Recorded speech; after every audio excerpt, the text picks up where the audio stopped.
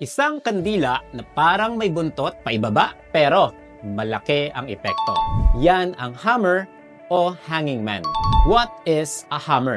Hammer is bullish reversal candle. Mahabang wick sa ilalim, maliit ang katawan sa taas, wala halos wick sa itaas. Kapag lumabas ito sa ilalim ng downtrend, signal na tinanggihan ng market ang pagbaba at pwedeng tumaas ang presyo. What is a hanging man? Hanging man is bearish reversal candle. Mukha siyang hammer pero lumalabas sa taas ng uptrend. Ibig sabihin, kahit nag-attempt paakyat, may rejection sa baba at pwede bumaliktad ang trend pababa. Pareho lang halos ang itsura. Pero ang context o lokasyon sa chart ang nagsasabi kung bullish o bearish. Hammer is bottom, hanging man is top.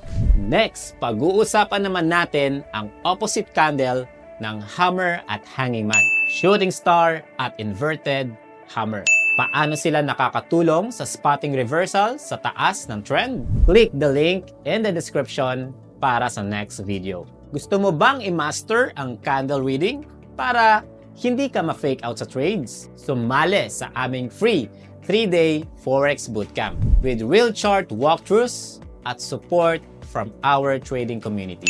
Register now, link in the description or comment section.